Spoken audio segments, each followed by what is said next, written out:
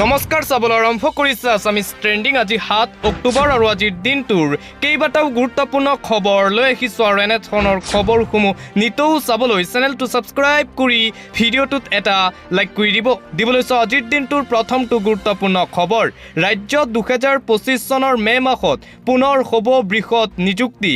মে' মাহৰ ভিতৰতে 1,25,000ৰ পৰা 1,40,000লৈ নিযুক্তিৰ সংখ্যা বৃদ্ধি কৰা হ'ব। মুখ্যমন্ত্ৰী হিমন্ত বিশ্ব শৰ্মাৰ বৃহৎ ঘোষণা। এই ডাঙৰ ঘোষণা কৰিছে ৰাজ্যৰ মুখ্যমন্ত্ৰী ডক্টৰ হিমন্ত বিশ্ব শৰ্মাই। 2025 চনত হ'ব বৃহৎ নিযুক্তি।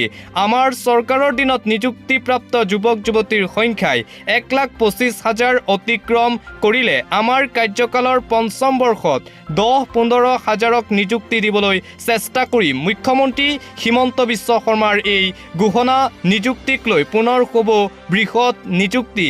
অসমৰ ইতিহাসত এই 5টা বছৰ নিযুক্তিৰ ক্ষেত্ৰত এটা স্বৰ্ণীল যুগ হৈ থাকি যাব বুলি মন্তব্য মুখ্যমন্ত্ৰী ডক্টৰ হিমন্ত বিশ্ব শৰ্মাৰ।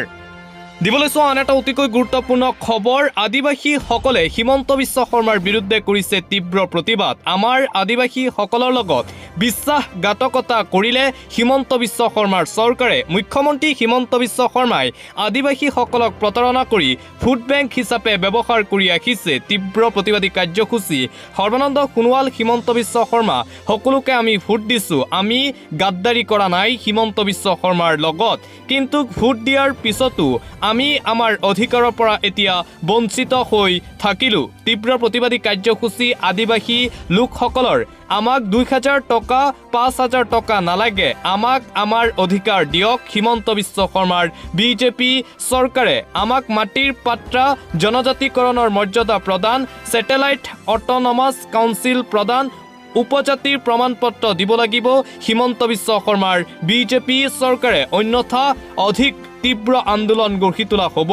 আমাক একোৱেই নিদিলে আজিলৈকে হিমন্ত বিশ্ব শৰ্মাৰ বিজেপি চৰকাৰে। আদিবাসীসকলৰ এই অভিযোগ, ফ্ৰী চৰকাৰী আঁচনি আমি পোৱা নাই, চাকৰিৰ বাবে আমি পইচা পোৱা নাই। আমাক যদি হিমন্ত চৰকাৰে ইমানেই ভাল পায় তেন্তে আজিও আদিবাসী কিয় দুখীয়া হৈ আছে? আদিবাসীসকলৰ প্ৰশ্ন। আমাৰ দাবী মানি পূৰণ নকৰিলে আন্দোলনৰ সন্মুখীন হ'বলৈ সাজু থাকক হিমন্ত বিশ্ব শৰ্মাৰ বিজেপি চৰকাৰ। আদিবাসীসকলৰ এই হুংকাৰ। আগন্তুক নিৰ্বাচনত আমি হিমন্ত বিশ্ব শৰ্মাৰ চৰকাৰক প্ৰত্যুত্তৰ দিবলৈ সাজু। কোকৰাঝাৰৰ আদিবাসী বাচাও সংগ্ৰামৰ পৰা এই হুংকাৰ। আচাৰ সভাপতি প্ৰদীপ নাগৰৰ। এটা পলিটিকেল ব্ৰেকিং নিউজ, হাৰিয়ানাত নিষিদ্ধ হ'ল বিজেপি। হাৰিয়ানাত নিষিদ্ধ ঘোষণা হ'ল বিজেপি। হাৰিয়ানাৰ প্ৰতিখন গাঁৱত বিজেপিৰ প্ৰৱেশ নিষিদ্ধ কৰিলে ৰাইজে। 10 বছৰৰ চৰকাৰ থকাৰ পিছত এতিয়া বিদায় দিছে জনতাই। কোনো এখন গাঁৱতেই সোমাবলৈ অনুমতি নিদিয়ে ৰাইজে বিজেপিৰ নেতাসকলক। জনসাধাৰণে এতিয়া বুজি পাইছে সকলো কথা। বিজেপি নিষিদ্ধ ঘোষণা। কি এনেকুৱা কামৰ বাবে হাৰিয়ানাৰ পৰা বিজেপিক ৰাইজে উৎখাত কৰিলে? প্ৰশ্ন দিল্লীৰ প্ৰাক্তন মুখ্যমন্ত্ৰী অৰবিন্দ কেজৰিৱালৰ। পৰৱৰ্তী খবৰ, এপিডিচিএলক আমি বুঢ়া আঙুলি দেখুৱাইছোঁ। এপিডিচিএলৰ বিৰুদ্ধে তীব্ৰ প্ৰতিবাদ। এজন দুখীয়া মানুহৰ ওপৰত একশ্যন লৈ দেখুৱাওক। কি অৱস্থা কৰিম গম পাই যাব এপিডিচিএলে। এজন মানুহক গ্ৰেপ্তাৰ কৰি চাওক, কোনো শান্তিত থাকিব নোৱাৰিব। হুংকাৰ প্ৰদান। মন্ত্ৰী নন্দিতা গাৰ্লুচায়ো শান্তিত থাকিব নোৱাৰিব। এয়াই আমাৰ চিধা কথা। ব্ৰহ্মা বিষ্ণু মহেশ্বৰ ভগৱান আল্লাহ আহিলেও কাকো শান্তিত থাকিব নিদিওঁ। স্মাৰ্ট মিটাৰৰ বিৰুদ্ধে তীব্ৰ প্ৰতিবাদী কাৰ্যসূচী। দৰিদ্ৰ জনতাৰ ঘৰত চুৰ কৰি স্মাৰ্ট মিটাৰ লগাই ফুৰিছে বিদ্যুৎ বিভাগৰ কৰ্মচাৰীয়ে। আমাক স্মাৰ্ট মিটাৰ নালাগে, এনেকৈ তেজ শুহি থাকিবলৈ আমি আৰু নিদিওঁ চৰকাৰক। স্মাৰ্ট মিটাৰক লৈ এই হুংকাৰ প্ৰদান কৰিছে কৃষক মুক্তি সংগ্ৰাম সমিতিয়ে। পুলিচে পিটিলে মাৰ খাবলৈও আমি সাজু আছোঁ সম্পূৰ্ণভাৱে। তিতাবৰত স্মাৰ্ট মিটাৰক লৈ সজাগতা সভা পাতি গৰজি উঠিল কৃষক মুক্তি সংগ্ৰাম সমিতিৰ সাধাৰণ সম্পাদক বিদ্যুৎ শইকীয়া।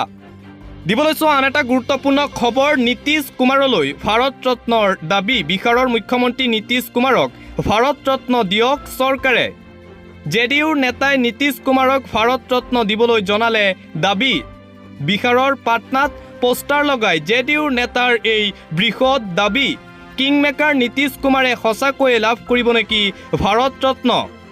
জেডিউৰ সাধাৰণ সম্পাদক সুতু সিঙৰ মতে নীতিশ কুমাৰ বিশ্ব নেতা। বিহাৰৰ মুখ্যমন্ত্ৰী নীতিশ কুমাৰে সমগ্ৰ বিশ্বতে নাম অৰ্জন কৰিছে।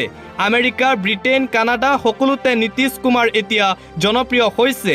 বিহাৰৰ উন্নয়নত লোৱা ভূমিকাৰ বাবে ভাৰত ৰত্ন দিয়ক নীতিশ কুমাৰক। কিংমেকাৰ নীতিশ কুমাৰক সন্তুষ্ট কৰিবলৈ কি কৰিব মোদীৰ বিজেপি চৰকাৰে? NDAত চামিল হৈ বিহাৰৰ বাবে হাজাৰ হাজাৰ কোটি টকা মোকলাই দিলে মোদীয়ে। চৰকাৰ ৰক্ষা কৰিবৰ বাবে এটাৰ পিছত আনটো দাবী পূৰণ কৰিব নেকি চৰকাৰে? বিহাৰৰ মুখ্যমন্ত্ৰী নীতিশ কুমাৰক এইবাৰ ভাৰত ৰত্ন দিয়াৰ দাবী উত্থাপন কৰিছে নীতিশ কুমাৰৰ জেডিউৰ এগৰাকী নেতাই। এতিয়া মোদী চৰকাৰে নীতিশ কুমাৰক ভাৰত ৰত্ন প্ৰদান কৰে নে নাই সেয়া হ'ব সময়ত লক্ষণীয়। দিবলৈ চোৱা আন এটা ব্ৰেকিং নিউজ। বিজেপি ত্যাগ কৰি শ শ নেতা কৰ্মীৰ কংগ্ৰেছত যোগদান। বিজেপিৰ প্ৰতি আকৌ মুখভংগ হৈছে নেতা কৰ্মীৰ। বিজেপি ত্যাগ কৰি শ শ নেতা কৰ্মীয়ে যোগদান কৰিলে কংগ্ৰেছত। 300ৰো অধিক লোকৰ ভূপেন বৰাৰ উপস্থিতিত কংগ্ৰেছত যোগদান। বিজেপি এজেপি গণশক্তি দল ত্যাগ কৰি যোগদান কৰে কংগ্ৰেছত। প্ৰাক্তন বিজেপি কৰ্মী শচীন্দ্ৰ দলেৰ নেতৃত্বত যোগদান কৰা হয় কংগ্ৰেছত। শচীন্দ্ৰ দলেৰ নেতৃত্বত ফাদিল কৰা হৈছিল মেট্ৰিকৰ প্ৰশ্ন কাকতৰ চক্ৰক। বিজেপিৰ প্ৰতি আকৌ মুখভংগ হৈছে নেতা কৰ্মীৰ। বিজেপি ত্যাগ কৰি শ শ নেতা কৰ্মীয়ে যোগদান কৰিছে কংগ্ৰেছ দলত। আন এটা গুৰুত্বপূৰ্ণ খবৰ, চৰৰ লোকক মাটি পট্টা কিয় নিদিলে কংগ্ৰেছ চৰকাৰে? কংগ্ৰেছে চৰৰ লোকক ভূমি পট্টা দিলে বিজেপিয়ে উচ্ছেদ চলাব নোৱাৰিলেহেঁতেন। মিয়া মানুহে আৰু ভোট নিদিয়ে কংগ্ৰেছ দলক। পঞ্চায়ত নিৰ্বাচনত কংগ্ৰেছক প্ৰত্যাখ্যান কৰিব সংখ্যালঘু মুছলমানে। ভোটাৰ ডিটেনশ্যন কেম্প কংগ্ৰেছে সৃষ্টি কৰিছে। উচ্ছেদ ভোটাৰ ডিটেনশ্যন কেম্পৰ জৰিয়তে কংগ্ৰেছে মুছলমানক অত্যাচাৰ কৰিছে। সংখ্যালঘু অধ্যুষিত এলেকাত একক সংখ্যাগৰিষ্ঠতা লাভ কৰিব AIUDF-এ। সমাগত পঞ্চায়ত নিৰ্বাচনক লৈ দলগাঁৱৰ বিধায়ক মুজিবুৰ ৰহমানৰ এই মন্তব্য। কংগ্ৰেছে চৰৰ লোকক ভূমি পট্টা নিদিয়াৰ বাবেই আজিৰ দিনত বিজেপিয়ে সংখ্যালঘু মুছলমানসকলক উচ্ছেদ চলাই আছে। দিবলৈ চোৱা আন এটা ব্ৰেকিং নিউজ। সংখ্যালঘু সংগ্ৰাম পৰিষদৰ নেতাক আটক। নগাঁও আৰক্ষীৰ জালত সংখ্যালঘু নেতা আবু বকৰ ছিদ্দিক জুৰিয়াৰ পৰা আটক কৰা হৈছে। সংখ্যালঘু সংগ্ৰাম পৰিষদৰ নেতাজনক নিষিদ্ধ সামগ্ৰী সৰবৰাহৰ গোচৰত গ্ৰেপ্তাৰ সংখ্যালঘু নেতাগৰাকী। উজনিলৈ মিয়া শ্ৰমিক যোৱাত বাধা দিয়াত মুখ্য ভূমিকা লৈছিল ছিদ্দিকে। অসম সংখ্যালঘু সংগ্ৰাম পৰিষদৰ কেন্দ্ৰীয় কাৰ্যকৰী সভাপতি আবু বকৰ ছিদ্দিক কচুৱা আৰক্ষী থানাত ৰুজু হৈ থকা গোচৰত আটক কৰা হৈছে সংখ্যালঘু সংগ্ৰাম পৰিষদৰ নেতা আবু বকৰ ছিদ্দিকক। নিষিদ্ধ সামগ্ৰীৰ সৰবৰাহত জড়িত হোৱাৰ অভিযোগ আবু বকৰ ছিদ্দিকৰ বিৰুদ্ধে। পৰৱৰ্তী খবৰ, শিক্ষাৰ্থী অভিভাৱকৰ বাবে জৰুৰী খবৰ। সাজু কৰিলেনে আপাৰ ID কাৰ্ড? ক'ত কিদৰে লাভ কৰিব আই কাৰ্ড? হাজাৰ হাজাৰ শিক্ষাৰ্থী আৰু অভিভাৱকসকলৰ বাবে এটা খুবেই জৰুৰী খবৰ মুকলি কৰা হৈছে। সাজু কৰক অতি সোনকালে নথিপত্ৰ। দেশৰ প্ৰতিগৰাকী শিক্ষাৰ্থীৰ বাবে বাধ্যতামূলক আপাৰ ID কাৰ্ড। এতিয়াই ওলাই লওক আপাৰ ID কাৰ্ড। আপুনি কি কি কামত প্ৰয়োজন হ'ব এই ID কাৰ্ড?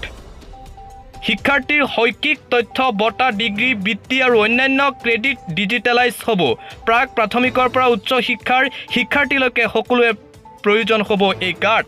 12 সংখ্যাৰ পৰা আপাৰ নম্বৰৰ যোগেদি এগৰাকী শিক্ষাৰ্থীৰ সকলো তথ্য সংৰক্ষিত কৰা হ'ব। অন নেশ্যন ওৱান ID কাৰ্ডৰ লক্ষ্য কেন্দ্ৰ চৰকাৰৰ।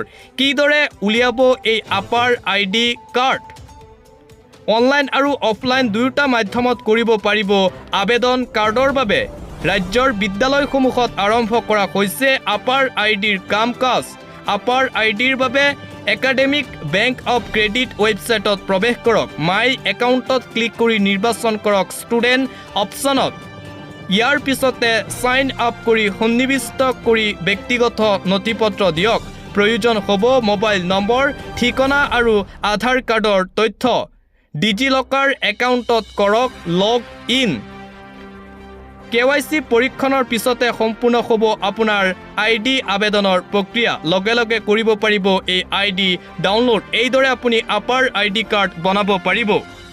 দিবলৈ চোৱা আন এটা গুৰুত্বপূৰ্ণ খবৰ, ৰাতিৰ ভিতৰতে গিবন সুৰক্ষাৰ দাবীত অঁকা ছবি মুখাৰি পেলালে হিমন্ত বিশ্ব শৰ্মাৰ বিজেপি চৰকাৰে।